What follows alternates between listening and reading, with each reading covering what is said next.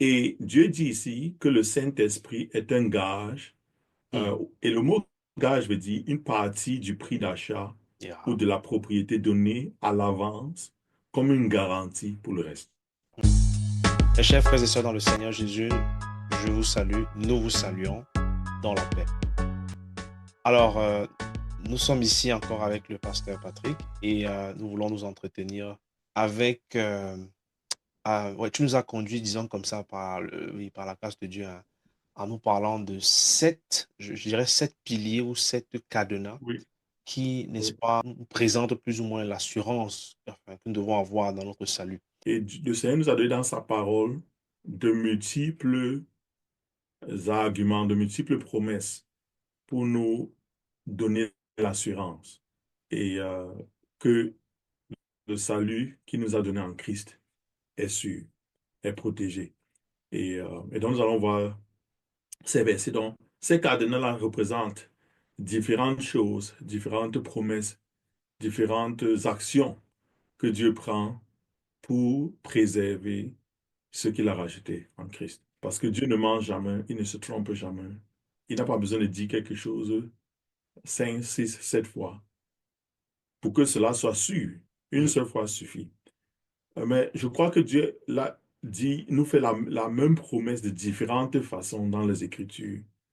Parce que c'est nous qui avons tendance à douter. Parce que justement, nous sommes habitués aux hommes qui brisent leurs promesses, dont l'amour ne perdure pas toujours, ainsi de suite. Mm. Et nous avons tendance à regarder Dieu ou bien à évaluer les promesses de Dieu comme nous évaluons les promesses d'un homme. Yeah. Et donc, Dieu nous donne toutes ces promesses, ça c'est pour nous rassurer. Donc, nous allons commencer avec Jean 5, pardon, autant pour moi. Certains de ces passages sont des passages qu'on a déjà abordés dans d'autres vidéos. C'est bien de les voir tous ensemble, comme ça, dans le même contexte. Donc, Jean 5 au verset 24, nous allons lire cela ensemble. Ok. Jean 5, verset 24. Mhm. En vérité, je vous le dis, celui qui écoute ma parole et qui croit à celui qui m'a envoyé a la vie éternelle et ne vient point en jugement, mais il est passé de la mort à la vie. Ça, c'est une promesse, bien sûr, c'est une promesse. Il Mm. dit en vérité, je vous le dis. Mm. Et ça, c'est le premier cadenas que nous avons. Donc, si notre héritage éternel est un trésor, le livre de Pierre nous dit, la première chose que nous avons ici qui sécurise notre trésor, c'est la parole de Jésus, la promesse. Parce qu'il dit en vérité, je vous le dis. Donc, il s'agit de l'intégrité de Jésus, ou Mm. bien sa fiabilité. Il dit, je vous le dis, celui qui écoute ma parole, qui croit en celui qui m'a envoyé, il a présent, on a déjà parlé de ce passage, présent, il a la vie éternelle aujourd'hui. Et il ne vient point, ou bien dans le futur, il ne vient point, il ne sera pas jugé, mais il est passé de la mort à la vie.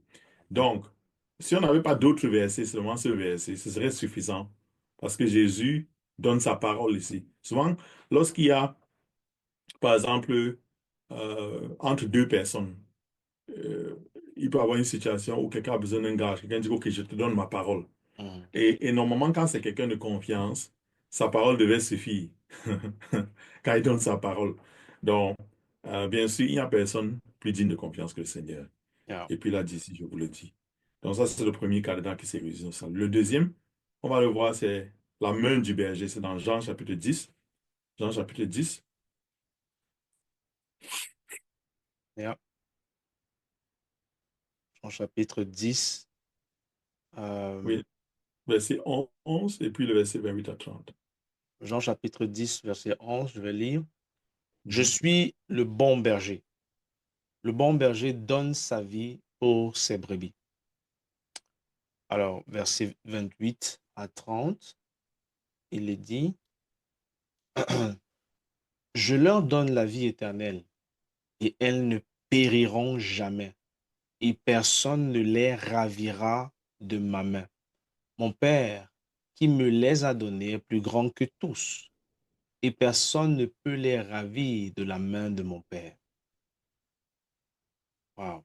Voilà. Donc, ici, le Seigneur se présente Hmm. par rapport à ceux qu'il a rachetés, ceux qui sont sauvés en Christ, ceux Mhm. qui ont, à un moment de leur vie, réalisé qu'ils sont pécheurs et qui se sont tournés et de leur cœur ont mis leur foi en Jésus-Christ pour le salut de leur âme, ont cru qu'il a versé son sang à la croix pour leurs péchés. La Bible dit dans le livre de Romains, quiconque invoquera le nom du Seigneur sera sauvé. Pour ceux qui l'ont reçu, ceux qui l'ont invoqué pour être leur sauveur. La parole de Dieu dit que lorsque j'invoque Christ dans ma vie comme mon sauveur, il devient, oui, mon sauveur, mais il dit aussi ici qu'il devient mon berger. Wow. Et c'est ça qu'il dit, il dit, je suis le bon berger. Mhm. Donc, ceux qui lui appartiennent sont ses brebis. Et ici, il dit, je donne ma vie pour les brebis. Bien sûr, ça, il parle de sa mort à la croix. Il a versé son sang à la croix pour nous racheter de nos péchés. Et, et maintenant, ceux qui ont cru en lui sont ses brebis. Il dit, je leur donne la vie éternelle. OK, Yeah. ça, nous avons déjà lu cela dans Jean 5 24. OK, Mhm. elles ne périront jamais. Ça aussi, c'est dans Jean 5 24. Mais l'information un peu qui est nouvelle ici par rapport à Jean 5 24, c'est qu'il dit que personne ne les ravira de ma main. Mhm. Donc, ici, c'est le berger qui parle. Et il parle de ses brebis. Il Mhm. parle de nous qui avons cru. Yeah. Et il nous dit que personne ne peut nous arracher de sa main. Yeah. Une fois que nous avons été rachetés par le sang de Christ, il n'y a rien. Il n'y a personne. Quand on dit personne, ça veut dire que même le diable, Mhm. le diable même ne peut pas nous arracher de la main de Christ. Et puis il explique pourquoi le diable ne peut pas nous arracher de sa main, nous qui avons cru en lui. Il Mhm. dit, mon Père qui me les a donnés est plus grand que tous, et personne ne peut les ravir de la main de mon Père. Mhm. Donc, en d'autres termes, nous sommes pas seulement dans la main de Christ, du Seigneur Jésus, nous sommes dans la main de son Père. Yeah. Et ici, il fait un contraste de force, Yeah. en d'autres termes, il est en train de dire, OK, que qui est plus fort que mon Père? Mhm. Oui, oui, qui est plus fort que Dieu Yeah. pour l'arracher? Donc, ici, c'est un engagement que le Seigneur fait, le Seigneur Jésus, de protéger et de préserver ceux qu'il a sauvés parce que ce sont ses brebis. Et il utilise l'imagerie de la main pour dire que nous sommes dans sa main Yeah. et, et personne. Et le diable n'est pas plus fort que Jésus. Le diable n'est pas Ouais. plus fort que Dieu. Et donc, il ne peut pas nous retirer de la main de Jésus. Si on a une bergerie, par exemple, Mhm. quand on a une bergerie, pour qu'un voleur vienne et vole une des brebis, il il y a deux situations. Soit il faut il faut qu'il vienne, par exemple, dans la nuit, quand le berger n'est pas là. Yeah. Ça, c'est une possibilité. Ou bien, s'il vient quand le berger est là, il faut qu'il puisse battre le berger. Ouais, dans le livre. Ouais. Oui, il est terrassé. Ouais. OK. Est-ce qu'un de ces cas-là peut s'appliquer à Dieu? No. Euh, la Bible l'appelle, dans le psaume, non, il dit celui qui ne Sommeil, sommeille, il il ne ne dort. dort. Yeah. Voilà. Il ne dort jamais. Il n'a pas besoin d'aller se reposer parce qu'il est fatigué. Il est éternel, il est toujours présent. Donc, maintenant, est-ce que le diable peut le terrasser? C'est pas possible. C'est lui qui a créé Lucifer et les anges. C'est Et vrai. dans l'Apocalypse, la Bible dit que quand Jésus va revenir, par exemple, du ciel, qu'il va le consumer avec l'épée qui est de sa bouche, par sa Mhm. parole. Et donc, ça, c'est le deuxième cadenas que nous avons ici, c'est que c'est la main de notre berger, la Amen. main de Christ, parce qu'il nous tient. Il tient ses brebis dans sa main. Ouais. Donc, le troisième cadenas que nous avons la promesse de Jésus, nous avons la main du berger qui est Christ, nous avons la prière du Seigneur. Dans Jean chapitre, nous allons aller dans Jean chapitre 17 directement, mais avant qu'on lise Jean chapitre 17, verset 15, à partir du verset 15, dans Jean chapitre 11, nous n'avons pas besoin d'y aller, mais dans Jean chapitre 11, ça c'est devant le tombeau de Lazare. Donc Jésus vient à la tombe et Lazare était mort pendant près de 4 jours. Il sent Mhm. déjà, les gens disent. Et Jésus se tient devant la tombe et il va prier pour ressusciter Lazare. Et quand il élève sa voix pour prier, il dit à Dieu, Père, je te remercie parce que tu m'exauces toujours. Mhm. Il dit, comme j'ai dit ces choses pour ceux qui sont ici, afin qu'ils croient Mhm. que tu m'as envoyé. Et ce que Jésus est en train de nous dire, c'est qu'il n'y a aucune prière que Jésus a faite que Dieu n'a pas exaucée. Aucune. Wow. OK. Nous avons des prières que nous faisons, Dieu n'exauce pas. Mais la raison, ce n'est pas parce que Dieu ne veut pas exaucer nos prières. mais c'est parce que nous ne connaissons jamais à 100% la volonté de Dieu. Yeah, yeah, Voilà. Et nous ne sommes pas aussi toujours à 100% dans le plan de Dieu. that's right. Mais, C'est vrai. mais le Seigneur Jésus a toujours été dans le plan de Dieu et il connaît toute la volonté de Dieu à 100%. Mhm. Donc, donc Dieu exauce toujours ses prières parce qu'il ne fera jamais aucune prière qui va à l'encontre du plan de Dieu ou bien qui n'est pas dans le dessein de Dieu. C'est profond. OK. Maintenant, il y a une prière qu'il fait justement dans Jean 17 où il prie pour tous ceux qui vont croire en lui. Mhm. Jean 17, verset 15, c'est ça? Je ne te prie pas de les ôter du monde, mais de les préserver du mal. Ils ne sont pas du monde, comme moi, je ne suis pas du monde. Sanctifie-les par ta vérité. Ta parole est la vérité. Comme tu m'as envoyé dans le monde, je les ai aussi envoyés dans le monde. Et je me sanctifie moi-même par eux, afin qu'eux aussi soient sanctifiés par la vérité. Ce n'est pas pour eux seulement que je prie, mais encore pour ceux qui croiront en moi par leur parole. OK, avant qu'on continue ici, ça c'est la transition. Donc, avant le verset 20, on dirait qu'il prie pour ses disciples qui sont devant lui. Mais au Mhm, verset 20, maintenant, il qualifie en disant que la prière qu'il va, qu'il est en train de faire maintenant n'est pas seulement pour ceux qui sont devant lui, les doux, mais c'est pour tous ceux qui vont croire en leur parole, mhm, c'est-à-dire nous, qui dans les siècles suivants avons cru en Christ. mhm. Donc, verset 21. Afin que tous soient un, comme toi, Père, tu es en moi et comme je suis en toi, afin qu'eux aussi soient un en nous, pour que le monde croie que tu m'as envoyé. Je leur ai Oui, et nous pouvons donné la aller au verset gloire. 24. Ok, verset 24. Père, je veux que là où je suis, ce que tu m'as donné soit aussi avec moi, afin qu'ils voient ma gloire, la gloire que tu m'as donnée, parce que tu m'as aimé avant la fondation du monde. Wow. Voilà, donc ça, c'est la prière du Mm. Seigneur. Il a dit, Père, je veux, et bien sûr, il a déjà qualifié, il parle non seulement de ses disciples qui ont cru en lui. Mhm. À partir du jour où j'ai donné ma vie à Christ, et j'ai donné ma vie à Christ, je suis né de nouveau quand j'avais 16 ans. Mm. À partir du jour où je suis né de nouveau, le Père m'a donné à Jésus. Donc, c'est ce que la Bible dit, que tous ceux qui sont nés de nouveau sont donnés à Christ par le Père. Yeah. Et Jésus a prié par avance que tout ce que le Père va lui donner, que le jour où il sera dans sa gloire, que tout cela soit là. Mm. Et donc, si on n'avait rien d'autre dans la Bible, ça, c'est une prière qui va être exaucée parce que Jésus ne prie jamais contrairement au plan de Dieu. Yeah. Et il a lui-même, il a dit que Père, je sais que tu m'exauces toujours. Mm. Donc, tous ceux qui viennent à Christ et qui deviennent les siens seront au ciel avec lui dans l'éternité. Yeah. Ils verront sa gloire. Comme il dit ici au verset 24, afin qu'ils voient ma gloire, la gloire que tu m'as donnée, parce que je t'ai aimé avant la fondation du Amen. monde. That's right. Et on peut aller au prochain. Donc, il y a la promesse de Dieu, la main du berger, la prière du Seigneur, et puis l'amour. Ça, c'est Romains 8. Ça, c'est un verset qui est tellement clair. On va Oui. simplement le lire. Ouais. Romains 8, 31 à 39. Ouais. Alors il dit, que dirons-nous donc à l'égard de ces choses? Si Dieu est pour nous, qui sera contre nous? Lui qui n'a point épargné son propre Fils, mais qui l'a livré pour nous tous. Comment ne nous donnera-t-il pas aussi toutes choses avec lui? Qui accusera les élus de Dieu? C'est Dieu qui justifie.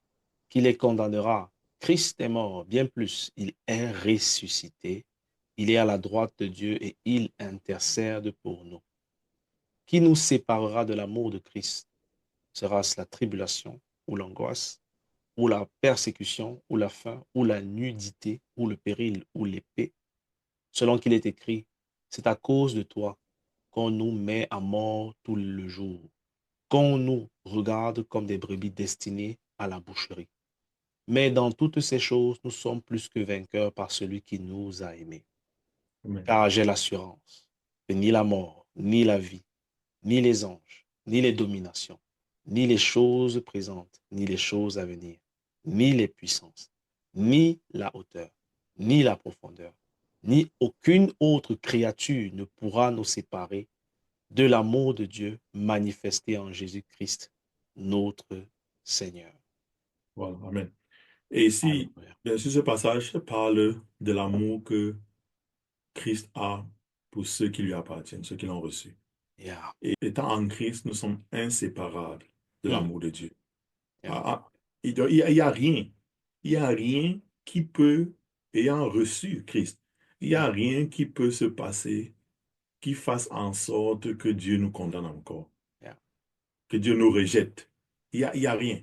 Yeah. Euh, et c'est ce qu'il dit, il dit que rien ne pourra nous séparer de l'amour de Dieu manifesté en Jésus-Christ, notre Mm. Seigneur. Alléluia. That's- La prochaine clé ou bien le prochain cadenas que nous avons, c'est le gage que Dieu a déposé. Ça, c'est Éphésiens qui en parle, Éphésiens 1, verset 11. Mhm. En lui, nous sommes aussi devenus héritiers, ayant été Mhm. prédestinés, suivant la résolution de celui qui opère toutes choses d'après le conseil de sa volonté. Verset 12. Afin que nous servions à la louange de sa gloire, nous qui d'avance avons espéré en Christ.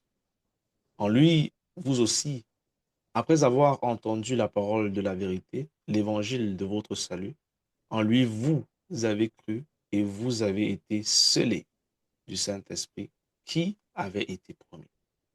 Verset 14, lequel est un gage de notre héritage pour la rédemption de ceux que Dieu s'est acquis à la louange de sa gloire. Le verset 13 dit que, ayant cru, nous avons été scellés du Saint-Esprit. Bon, on peut parler de ça, Mm. euh, mais ce n'est pas le point central de ce passage. Donc, ça veut dire que le Saint-Esprit est placé sur le croyant comme un Mm. sceau. Mhm. Et le verset 14, Dieu nous Mm. révèle que le Saint-Esprit, dans lequel s'est mis pour le Saint-Esprit, que ce Saint-Esprit est un gage de notre héritage. Mm. Parce que la vie éternelle, nous l'obtiendrons quand nous recevons Christ. Mais avec la vie éternelle, il y a beaucoup de choses que Dieu nous a promis. Il nous a promis la gloire. Il nous a promis, Jésus a dit que je m'en vais vous préparer une place. Ça fait partie de Mm. notre héritage. Yeah. Christ. Et Dieu dit ici que le Saint-Esprit est un gage. Mm. Et le mot gage veut dire une partie du prix d'achat ou Yeah. de la propriété donnée à l'avance comme une garantie pour le reste.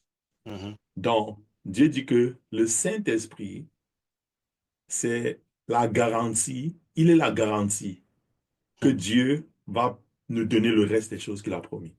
Yeah. Inversement, ça veut dire que si Dieu ne tient pas sa parole, on va garder le Saint-Esprit et aller en enfer avec lui. Dieu a dit que celui qui l'a scellé du Saint-Esprit ne pourra plus jamais aller en enfer. That's Parce que right. le Saint-Esprit, c'est la première partie de la promesse que Dieu a donnée. Et Dieu Mm. nous donne ça comme avance, ce qui va compléter quand nous le verrons dans sa gloire. Ouais. Ouais. Oui. La petite remarque seulement que je voulais dire qui me touche beaucoup sur ce passage que je n'ai pas encore perçu jusqu'ici, c'est ce qu'il dit en disant que pour la rédemption de ceux que Dieu s'est acquis, mais pourquoi? Mhm. À la louange de sa gloire. Oui, oui. Wow. Donc, c'est à la louange de sa gloire que Dieu nous a acquis, en fait. Amen. Et c'est Amen. pas, ce serait vraiment euh, le diminuer si vraiment Oui, ce qu'il a acquis ne l'est pas vraiment acquis, en fait. C'est ça que ça veut dire, en fait. absolument. Et puis nous avons le sang de Jésus Mhm. qui sécurise notre salut. Ça, c'est Hébreux 9, verset 11 à Yeah. 12. Il dit, mais Christ est venu comme souverain sacrificateur des biens à venir. Il a traversé le tabernacle plus grand et plus parfait, qui n'est pas construit de main d'homme, c'est-à-dire qui n'est pas de cette création.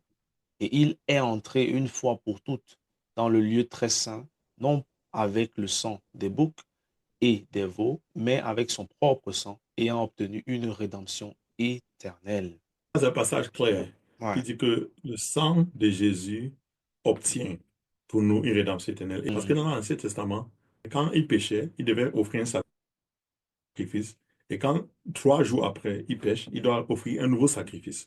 Yeah. Donc, il y avait une répétition des sacrifices que Jésus est venu remplacer Hmm. une fois pour toutes. Il est venu, il est le remplacement des sacrifices journaliers qu'il faisait. Et il est venu nous offrir une rédemption éternelle. Ça veut dire qu'une fois que j'ai reçu Christ, son sang me sauve pour tous les péchés passés et futurs pour l'éternité. Praise. Yeah. Voilà, ça couvre tous les péchés de tous les temps, Wow. de toute ma vie. Donc, c'est ça la rédemption éternelle qu'il offre. Rédemption éternelle. Amen. Mhm. 13. Car si le sang des taureaux et des boucs et la Mm. cendre d'une vache répandue sur ceux qui sont souillés sanctifie et procure la pureté de la chair, combien plus le sang de Christ, Mm. qui par un esprit éternel s'est offert lui-même sans tache à Dieu, purifiera-t-il vos consciences des œuvres mortes afin que vous serviez le Dieu? OK, donc le dernier cadenas dont nous parlons aujourd'hui, c'est la puissance de Dieu, sa Mm. force. Nous allons simplement lire le passage, c'est 1 Pierre 1, verset 3 à 5. Un bien, La c'est ça. puissance. C'est ça. Oui.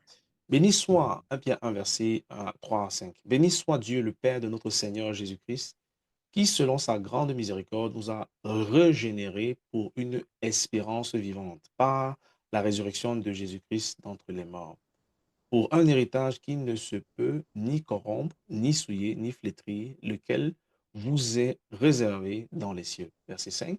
À vous qui, par la puissance de Dieu, êtes gardés par la foi pour le salut, prêt à être révélé dans les derniers temps.